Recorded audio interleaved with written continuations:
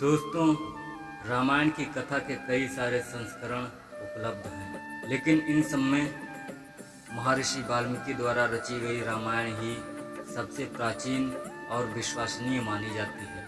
राम सीता के जीवन पर कई तरह के महाकाव्य, ग्रंथ और उपग्रंथों की रचना की गई है, लेकिन वाल्मीकि ऋषि द्वारा रचित रामायण को ही रामायण का सबसे पुराना और मूल संस्करण माना जाता है। रामायण के कई संस्करण हैं और सब में वाल्मीकि रामायण के कई तत्व हैं, लेकिन कहानी का रूप देने के लिए इनके कुछ प्रसंगों को बदल दिया गया है। इन सभी ग्रंथों में राम सीता के मिलन से लेकर वनवास और रावण के अंत की कथा अवश्य होती है, लेकिन इसके बीच कई सारी ऐसी कहानियां जोड़ दी गई हैं जिनका प्रमाण कहीं नहीं मिलता। कथा में वर्णन है कि वनवास से वापस अयोध्या आने के बाद श्री राम और सीता जी को पहली बार पता चलता है कि वे माता पिता बनने वाले हैं। सीता के गर्भवती होने की सूचना मिलने पर पूरे महल में खुशियों का माहौल फैल गया। राम के साथ साथ परिवार के सभी सदस्य अत्यंत प्रसन्न थे, लेकिन यह खुशियां बहुत देर तक नहीं टिकी। जब यह बात प्रजा तक पहुंची तो लोग सीता को शक की नज़रों से देखने लगे। जल्द ही यह बात सबको पता चल गई कि सीता जी अपने पति से दूर लंका में रहकर आई हैं, और यह सब जानते हुए भी श्री राम ने उन्हें अपना लिया। लंबे समय तक रावण की लंका में रहने के बावजूद भी सीता जी अयोध्या के महल में सुखी थीं, और यह बात यहाँ की स्त्रियों को चुभने लगी। अयोध्या की सभी पत्नियां राम का उदाहरण देकर अपने पति का विरोध करने लगीं। जब यह बात श्री राम तक पहुंची तो सीता जी ने स्वयं ही अयोध्या छोड़कर चले जाने का फैसला किया। लक्ष्मण सीता को जंगल तक छोड़कर आए, जहां महर्षि वाल्मीकि उन्हें आकर ले गए। उस समय सीता जी गर्भवती थीं, लेकिन प्रजा का ध्यान रखते हुए सीता ने एक आम सन्यासिनी बनने का निर्णय लिया। महर्षि वाल्मीकि ने सीता को अयोध्या की सभी बातें भुलाकर एक सामान्य जीवन व्यतीत करने की सलाह दी। कुछ महीने गुजरने के बाद आखिर वह समय भी आ गया जब सीता जी एक संतान को जन्म देने वाली थी।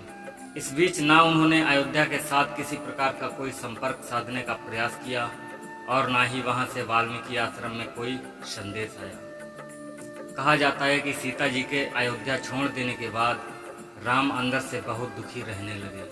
उन्होंने अपना राज्य अच्छे से संभाला, लेकिन सीता की याद उनका पीछा नहीं छोड़ती थी। उन्होंने अपना पूरा जीवन प्रजा को समर्पित कर दिया।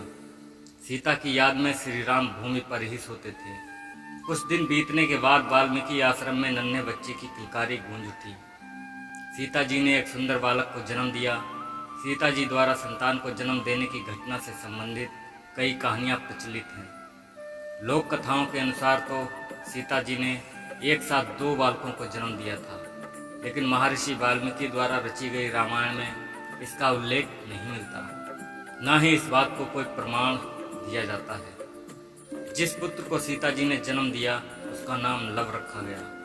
लव के जन्म के बाद सीता जी का अधिकतम समय उसके पालन पोषण में गुजरता था। आश्रम के अन्य लोग भी उसका ध्यान रखने में सीता जी की मदद करते थे। एक अन्य कथा के अनुसार उसके जन्म की अलग कहानी है। एक दिन सीता जी कुछ आवश्यक लकड़ियां लाने के लिए आश्रम से बाहर के पास स्थित जंगल में जा रही थी, लेकिन उन्हें यह चिंता थी कि वह लव को कैसे लेकर जाएं। निकलते हुए उन्होंने वाल्मीकि जी से लव का ध्यान रखने को कहा। सिर हिलाते हुए जवाब में हाँ कहकर वाल्मीकि जी ने लव को उनके पास बैठाने के लिए कह दिया। लेकिन जैसे ही सीता जी कुछ आगे बढ़ी तो उन्होंने देखा कि महर्षि अपने कार्य में इतने व्यस्त हैं कि लव की ओर देख भी नहीं रहे। सीता जी ने लव को साथ ही लेकर जाने का निर्णय लिया, लेकिन जब उन्होंने लव को उठाया तो महर्षि ने यह दृश्य नहीं देखा। कुछ देर बाद जब महर्षि ने इधर उधर देखा तो उन्हें लव दिखाई नहीं दिया, और उन्हें यह भय हुआ कि लव कहीं चला गया होगा या किसी जानवर का शिकार हो गया होगा। वाल्मीकि जी चिंतित हो उठे। महर्षि वाल्मीकि सोचने लगे कि अब वह सीता जी को क्या जवाब देंगे। सीता जी विलाप करने लगेंगी।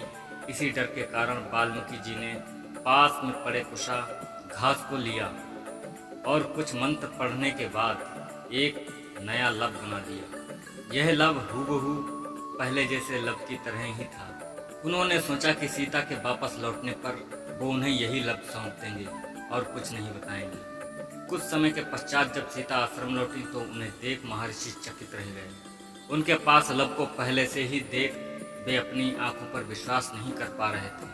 पूछने पर मालूम हुआ कि सीता जी लब को अपने साथ ही ले गई थी। लेकिन नए लब को देखने के बाद सीता जी अत्यंत प्रसन्न हुई। कुशा के कारण जन्म होने की वजह से उनका नाम कुश रखा गया और वह श्री राम और सीता जी की दूसरी संतान के रूप में जाना गया।